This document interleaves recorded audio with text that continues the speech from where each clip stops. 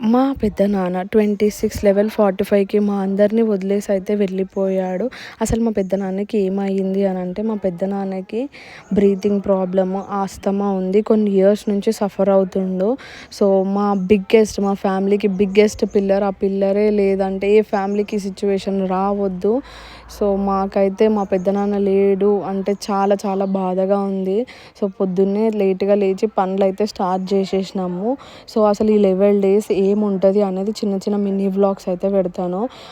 పెద్దనాన్న, డాడీ, అన్న, నేను అందరం హెల్ప్ చేసుకుంటే బట్టలు అయితే అన్నీ ఆరేసినాము. పెద్దమ్మ అయితే అన్నీ ఊక్కుంటూ వచ్చేసింది. సో ఇక్కడ మా అన్నయ్య లేస్తలేడు, సోను లేపుతుంది. సో సోను కోసేపు ఏడ్చింది. వేళ్ళీళ్ళు అయితే పెడుతుండు, ఎందుకంటే ఏడ్చి గొంతులే పని చేస్తలేవు. ఇక్కడ మా అక్క ఏడుస్తే సోను అయితే దూడుస్తుంది. తాత లేకపోయినా నేను చూసుకుంటా మమ్మీ అంటే మా అక్కకి రోజు పొద్దున ఫోన్ చేసేటోడు. సో చాలా అన్నీ ఇట్లా గుర్తొస్తూ ఉన్నాయి. మా పెద్దనాన్న చేసినవి అన్నీ ఉన్నాడు మా పక్కనే అన్నట్టు అనిపిస్తుంది. సో ఛాయలు అన్నీ రెడీ అయిపోయినాయి. ఇంజెక్షన్స్ కూడా వేయించేసుకున్నాము.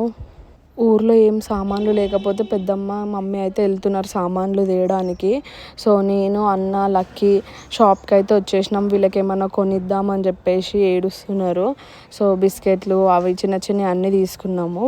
ఇంకా మళ్ళీ ఇంటికైతే నడుచుకుంటూ వెళ్ళిపోతున్నాము. ఇంట్లో చిన్నపిల్లలు ఉంటే వాళ్ళు చేసే అల్లరి వల్ల కొంచెమన్నా బాధ తక్కువ అవుతుంది మనకి.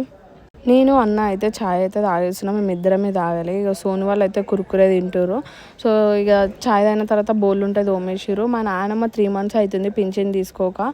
సో ఆయన ఇంటికే వచ్చిండు మా నాన్నమ్మ పింఛన్ పైసలు ఇవ్వనీకి. దాని తర్వాత ఇక వంటలన్నీ చేసినారు, తినేస్తున్నాము. పచ్చడి, మురుకులు అవన్నీ తెచ్చుంటే తినేసినాము.